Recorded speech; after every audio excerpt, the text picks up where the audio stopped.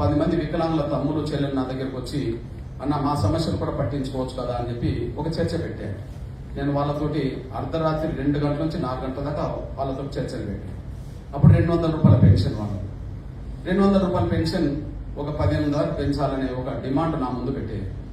సరే దానికి కూడా మనం చేద్దాం, కాళ్ళు లేని చేతులు లేని కళ్ళు లేని మన ఆ బాధలు పడుతున్న వాళ్ళ కోసం కదా మనం కొంత చేయాల్సిందని చెప్పి వాళ్ళను ఆసరా చేసుకొని వాళ్ళకంటే ఒక సంఘం ఉండాలని చెప్పి వికలాంగుల క్లబ్ పోరాట సమితిని ఏర్పాటు చేసి సరిగ్గా 17 ఏళ్ల క్రితం మీరు ఒకసారి చూడండి 2007 నవంబర్ 26న లక్షల మందితో హైదరాబాద్ లో మీటింగ్ పెట్టడం జరిగింది. ఇది చూడండి, వికలాంగులం కాదు వీరులం అని చెప్పి వదలం కదలం అని చెప్పి ఆనాడు సభ జరిగిన వెంటనే మొత్తం మళ్ళీ హైదరాబాద్ దిగ్బంధం చేశాం. మన బాబు జగజ్జీవన్ విగ్రహం మొత్తం విగ్రహం చుట్టూ మొత్తం దిగ్బంధం చేశాం. ఆ దిగ్బంధం ఫలితం వల్ల రాజశేఖర్ గారు చర్చలు పంపిండు, ముఖేష్ గౌడ్ను నేదుమల జనార్దన్ రెడ్డి గారి భార్య రాజరాజు గారి చర్చలు పంపిండు. ఆ చర్చల ఫలితం వల్ల ఒక 500 రూపాయలు పెన్షన్ పెంచుతాను అన్నాడు. ఆ పెన్షన్ పెంచుతానన్న తర్వాత మనం పెంచలేదు. మళ్ళీ నేను హ్యాబిట్స్ లో ఆమర్ దీక్ష చేశాను.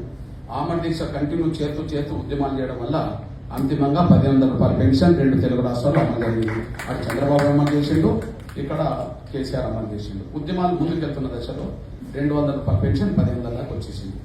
ఆ 1,500 మళ్ళీ 2 తెలుగు రాష్ట్రాల్లో 3,000 పెంచమని చెప్పాము. అవి 2 తెలుగు రాష్ట్రాల్లో 3,000 అయింది. 3,000 అమలు జరుగుతున్న సమయంలోనే మళ్ళీ ఎంఆర్పీఎస్ తెలంగాణలో మళ్ళీ వికలాంగుల కోసం పెన్షన్ పెంచాలని చెప్పి ఉద్యమం చేసి నేను ధర్నాలు చేస్తున్న సమయంలోనే మళ్ళీ ఒక 1,000 రూపాయల పెన్షన్ అదనంగా ఇక్కడ పెరిగి 4,000 పెన్షన్ అమలు జరిగింది. తిరిగి ఎన్నికల సమయంలో మన ఆంధ్రప్రదేశ్ ప్రభుత్వంతో తెలంగాణ ప్రభుత్వం ముందు మన చర్చ జరిగితే 6,000 రూపాయల పెన్షన్ పెంచడానికి అంగీకరించడం జరిగింది. ఇప్పుడు 6,000 పెన్షన్ చంద్రబాబు నాయుడు అమలు చేస్తున్నాడు. బహుశా ఇక్కడ లేట్ అయినా వచ్చే నెలలో 2 నెలల్లో ఇక్కడ పెన్షన్ 6,000 అమలు చేయక తప్పదు. ఇప్పుడు మీరు చెప్పండి, భారతదేశంలో ఆరోగ్యశ్రీ పథకం ఏ స్టేట్ లో లేనట్టుగానే 6,000 రూపాయల పెన్షన్ ఏ స్టేట్ లో లేదు వికలాంగులకు. మీరు ఏ రాష్ట్రానికి వెళ్ళండి 500, 1000, 1,500 లోపు ఇప్పటికీ పెన్షన్ ఇస్తున్న రాష్ట్రాలు ఉన్నాయి. ఆ 1,500 కూడా చాలా తక్కువ రాష్ట్రాలు తప్ప ఎక్కువ రాష్ట్రాలు కూడా కావు. కానీ ఎక్కడ లేని పెన్షన్, కాళ్ళు లేని చేతులు లేని నా కళ్ళు లేని సోదరులందరూ 6,000 పెన్షన్ రూపాయలు మాత్రం తెలుగు రాష్ట్రాల్లో రావడానికి అవకాశం వచ్చేసింది.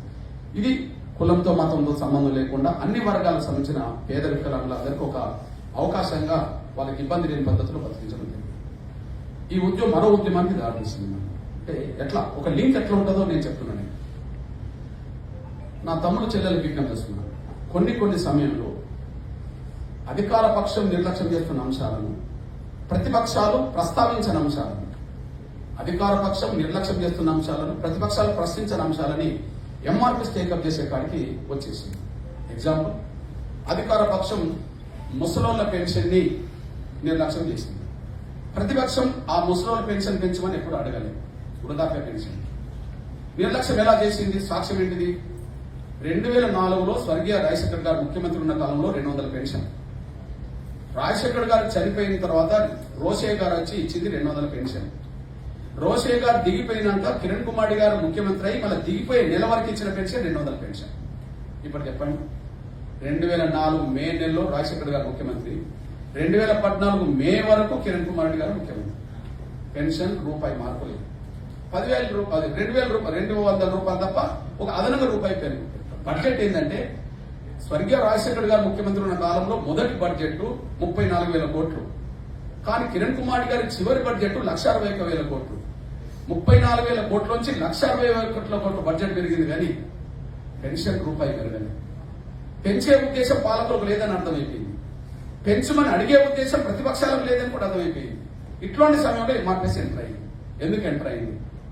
2 పేపర్ సంఘటనలు చూసి ఎంటర్ అయింది. ఇది చూడండి, 2012 చివరిలో ఉమ్మడి వరంగల్ జిల్లా మహబూబాద్ దగ్గర గుండ్రాత్మడ్ అనే గ్రామం ఉంది. అక్కడ ఒక బీసీ తల్లి 3 ఆడపిల్లల కన్న తల్లి ఒకరోజు మహబూబాద్ లో తన సొంత బిడ్డ దగ్గర ఉంటున్న సమయంలో భర్త లేడు, ఆ మగపిల్లలు లేరు. ఆ బిడ్డకు ఈ తల్లి మీద కోపం వచ్చి నేను ఎంతకాలం నా తల్లిని చాదాలని చెప్పి మనసులో పెట్టుకొని ఆ దవాఖానకు తీసుకెళ్తాను, జ్వరం వచ్చిన రోజు దవాఖానకు తీసుకెళ్తాను నమ్మించి మహబూబాద్ నుండి తీసుకెళ్లి నర్సంపేట బస్టాండ్లో వదిలేసి వెళ్ళిపోయింది. ఈ స్టేట్మెంట్ చూడండి, భారమైన పేగుబంధం కన్న తల్లినే బస్టాండ్లో వదిలేసి వెళ్ళిన కూతురు అని చెప్పి పేపర్లో చూశాను. ఓ బీసీ తల్లి. సహజంగా పేపర్లు అందరం చూస్తాం, అట్లనే చూస్తాం. కానీ బాధ అనిపించింది, అరే ఏంది ఒక తల్లినే బిడ్డ తీసుకెళ్ళి అట్లా బాధ అయితే ఆ తల్లిని ఎవరు దాదాలి అని చెప్పి. రెండోది, వరంగల్ జిల్లాలో చిట్యాల అనే మండలం ఉన్నది. ఆ చిట్యాల మండలంలో ఇద్దరు ముసలోళ్ళు పాపం రెడ్డి, రాజిరెడ్డి వెంకట నరసమ్మ. 80 సంవత్సరాల వయసులో రాజిరెడ్డి, 70 సంవత్సరాల వయసులో వెంకట నరసమ్మ పురుగుల మందు కోసుకొని చచ్చిపోయింది. చూడండి, పువ్వ కరువై బతుకు బరువై పండుటాకుల ఆత్మహత్య, పోషించే దిక్కు లేక అగత్యాడు. ఇది ఎంత బాధ అనిపిస్తుంది?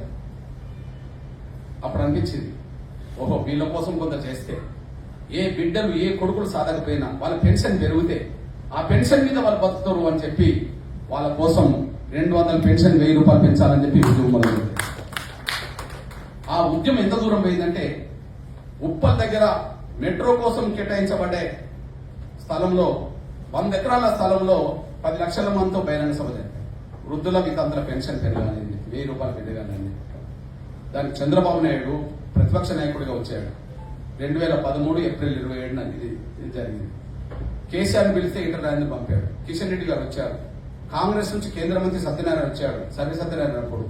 అదే సమయంలో మన హనుమంతరావు గారు వచ్చారు, సిపిఎం వచ్చారు, న్యూ డెమోక్స్ వచ్చారు, అందరూ వచ్చేసారు. అప్పుడు అందరి ముందు ప్రశ్నించారు, సార్ వాళ్ళందరూ ఓట్లేస్తే, వాళ్ళు ఓట్లేసే శక్తి లేకపోయినా మీరు కార్లు తీసుకెళ్లి, మోటార్ సైకిల్ తీసుకెళ్లి, బండ్లు తీసుకెళ్లి వాళ్ళతో ఓట్లు వేయించుకున్నారు. కానీ వాళ్ళ జీవితాల్లో కనీసం పెన్షన్ పెంచడం కోసం ఒక పని చేయలే. వాళ్ళు గెలిపిస్తే మీ చేతులు పెంచుకున్నారు, కానీ గెలిపించిన వాళ్ళు పెన్షన్ ఎందుకు పెరగలేదు అన్నప్పుడు అందరు ముక్త కంఠంతో ఖచ్చితంగా 1000 రూపాయలు పెన్షన్ పెంచుతామని చెప్పి హామీ ఇవ్వడం జరిగింది. ఆ పెన్షనే 2014లో ఇక్కడ 1000 రూపాయలు అయింది. చంద్రబాబు అక్కడ 1000 రూపాయలు అమలు చేశాడు. ఆ 1000 ఆటోమేటిక్ గా మళ్ళీ 2000 అంటే 2000 అమలు జరిగింది. ఈ 2000 మళ్ళీ అక్కడ 4000 అమలు జరిగింది. ఆ 2000 ఇక్కడ 4000 అమలు చేయడానికి మేనిఫెస్టో పెట్టడం జరిగింది. అంటే ఒక 10 ఏళ్లలో రూపాయి పెరగలే, ఇంకో 10 ఏళ్లలో 4000 దాకా వచ్చేసింది. ఒక 10 ఏళ్లలో 2004, 2014 మధ్యలో 200 పెన్షన్, 200 ఇంకొక రూపాయి కూడా కాలేదు. కానీ మనకి ఈ 10 ఏళ్లలోనే మళ్ళా 200 పెన్షన్ 4000 దాకా వచ్చేసింది. ఇది ఎవరి కోసం పనిచేసింది కాదు, పేద వృద్ధాప్యంలో ఉన్న వాళ్ళ ఇబ్బంది పడుతున్న, కులంతో మతంతో సంబంధం లేకుండా పేద మంది. నేను మళ్ళీ చెప్తున్నా, ఎంఆర్పిఎస్ కు శక్తినిచ్చింది సమాజం. తిరిగి ఆ శక్తి మన సమాజానికి ఉపయోగపడాలి. ఆ కోణమే ఆరోగ్యశ్రీ పథకం, ఆ కోణమే వికలాంగుల పెన్షన్ దేశం లెక్కలేనంత పెరగడం, ఆ కోణమే వృద్ధుల వితంతుల పెన్షన్ ఈ స్థాయికి రావడానికి ప్రధాన కారణం.